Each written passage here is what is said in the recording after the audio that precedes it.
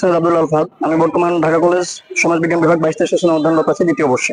এই যে আপনাদের ঢাকা কেন্দ্রীয় বিশ্ববিদ্যালয়ের খসড়া প্রকাশিত হওয়ার পর আপনারা একটা প্রেস ব্রিফিং করেছেন এবং সেখানে আপনাদের কিছু বিষয় রয়েছে, সেই বিষয়গুলো নিয়ে যদি আপনি বলেন যে এখানে প্রতিবন্ধকতা কোথায় দেখছেন আপনারা, যে এই যে আপনাদের যে দীর্ঘদিন আন্দোলন করেছেন, সংগ্রাম করেছেন, সেই স্বপ্ন পূরণে কি আপনারা পৌঁছাতে পেরেছেন বলে আপনারা মনে করেন, নাকি এখানে কোনো প্রতিবন্ধকতা রয়েছে? এই বিষয়গুলো নিয়ে যদি কিছু বলেন। আচ্ছা, প্রথম কথা হচ্ছে আমরা আন্দোলনটা করেছিলাম বর্তমান শিক্ষার্থীদের বিভিন্ন সেশন ভিত্তিক এবং একাডেমিক জটিলতার কারণে। এখন বিশ্ববিদ্যালয় হচ্ছে এটা চূড়ান্ত সত্য, রাষ্ট্র এটাকে একটা বিশ্ববিদ্যালয়ের মর্যাদা দিবে, এটাও সত্য। কিন্তু যারা আসলে আন্দোলনটা করছে তাদেরকে বাদ দিয়ে যখন রাষ্ট্র বিশ্ববিদ্যালয় করতে যাবে, তখন যারা আন্দোলনের স্টেক হোল্ডার তারা কিন্তু বিপদে পড়বে। আমি দ্বিতীয় বর্ষে পড়াশোনা করছি, আমি এখনো এই ক্যাম্পাসে আগামী 3 বছর আছি, সেশন জট সহ 4 বছর। আমি এই 3 বছর যখন ক্যাম্পাসে অধ্যয়ন করব, একই ক্যাম্পাসে কি দুইটা বিশ্ববিদ্যালয়ের শিক্ষার্থীরা থাকতে পারে? সিনিয়ররা ঢাকা বিশ্ববিদ্যালয়ের, জুনিয়ররা কেন্দ্রীয় বিশ্ববিদ্যালয়ের, এটা তো আসলে পসিবল না।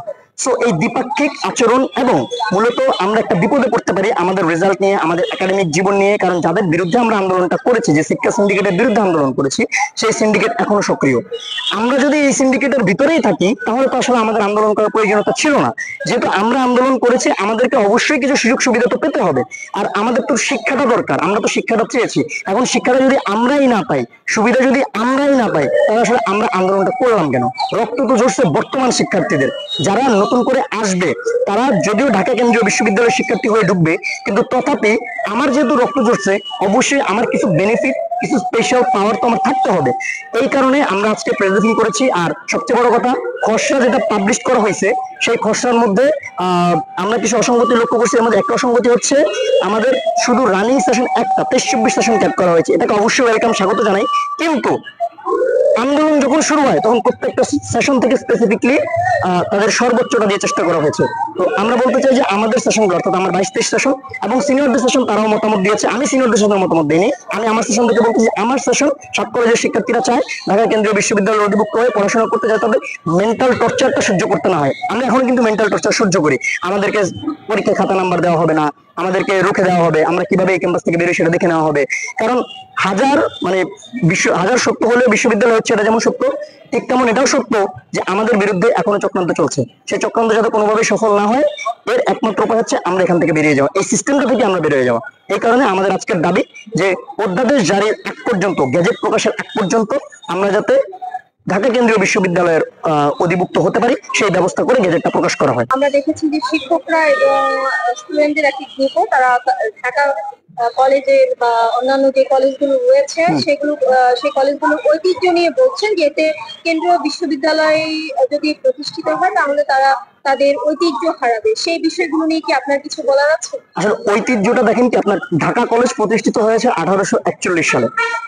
বাংলাদেশ বা এই পূর্বাঞ্চলের ইতিহাস যদি আপনি দেখেন, ইন্টারমিডিয়েটও ঢাকা কলেজ থেকে শুরু হয়েছে, অনার্সও ঢাকা কলেজ থেকেই শুরু হয়েছে। একটা আগে হইতে পারে, একটা পরে হইতে পারে, কিন্তু পরবর্তীতে দুইটা ঐতিহ্যই কিন্তু ডিফাইন করে একটাকে ঢাকা বিশ্ববিদ্যালয়ে দেওয়া হয়, আরেকটাকে ঢাকা কলেজে রাখা হয়, এবং ঢাকা ইন্টারমিডিয়েট কলেজ নামে একটা কলেজ প্রতিষ্ঠিত করা হয়। পরবর্তীতে আবার ঢাকা কলেজ নামে এসে অনার্স এবং ইন্টার দুইটাকে যুক্ত করা হয়। এবং ঐতিহ্যের প্রশ্ন যদি আসে, আমার ঐতিহ্য তো সম্পূর্ণ ইন্টারমিডিয়েটের। ঢাকা কলেজ থেকে গত 100 বছরে কয়জন অনার্স থেকে অন্য কোনো ক্যাম্পাস না, ইন্টারমিডিয়েট অনার্স থেকে কয়জন জ্ঞানী বা কয়জন হচ্ছে গিয়া বিশ্ববিখ্যাত মানুষ বেরোইছে? হাতে গোনা কয়েকজন, এর বাইরে কেউ না। কারণ রাষ্ট্র আমার ঐতিহ্যকে মূল্যায়ন করতেছে, কিন্তু ঐতিহ্যের যে শিক্ষা প্রতিষ্ঠানে আমি পড়াশোনা করতেছি আমার শিক্ষাটাকে মূল্যায়ন করতেছে না। তো ওই জায়গায় আমার শঙ্কা। এই জন্য আমরা চাচ্ছি ঐতিহ্যটা নষ্ট হবে না, ঢাকা কলেজ ঢাকা কলেজই থাকবে, ইন্টারমিডিয়েটই থাকবে। কারণ ইন্টারমিডিয়েট যদি না থাকে ঢাকা কলেজের ঐতিহ্য থাকবে না, এটা চরম সত্য কথা। সেক্ষেত্রে আমরা অনার্সের শিক্ষার্থীরা এতটুকু নিশ্চয়তা দিতে চাই এবং রাষ্ট্রকেও বলতে চাই, আপনারাও ইন্টারমিডিয়েট শিক্ষার্থীদেরকে নিশ্চয়তা দিন, যাতে এই ঢাকা কলেজ এবং অন্যান্য ক্যাম্পাসে ইন্টারমিডিয়েট বলবৎ থাকে। এদেরকে যাতে কোনোভাবেই হুমকির সম্মুখীন না করা হয়। এরা প্রত্যেকটা ক্যাম্পাসের গর্ব। শিক্ষকদের উদ্দেশ্যে কি কিছু বলার আছে? না, আমি বলি এখানে প্রত্যেকটা, যেহেতু আমরা কয়েকটা ডিভিশন, মানে হচ্ছে ডিভিশন বলতে আমরা কয়েকটা বিভাগে এখানে বিভক্ত, শিক্ষার্থী, শিক্ষক, তারপর হচ্ছে ইন্টারমিডিয়েট, তারপর হচ্ছে সরকার কর্তৃপক্ষ, রাষ্ট্র কর্তৃপক্ষ। সেক্ষেত্রে বিভিন্ন দাবি দেওয়া থাকতে পারে। আমরা যেমন আমাদের দাবি দেওয়া জানাইছি, শিক্ষকরা শিক্ষকদের দাবি দেওয়া জানাইতে পারে। এতে আমাদের সাথে তাদের কোনো যোগসাজশ নেই, বা হচ্ছে আমরা তাদের বিরোধিতা করতেছি না। আমরা যেমন আমাদের দাবিটা আদায় করে নিয়েছি, আমরা একেবারে চাইবো যে শিক্ষকরা যদি যৌক্তিক দাবির পক্ষে থাকে তো সরকার বিবেচনা করে দেখবে। শিক্ষকদের কোনো দাবির বিপক্ষে বা পক্ষে আমি কোনো কথা বলতে রাজি না। থ্যাংক ইউ ভাইয়া। ধন্যবাদ।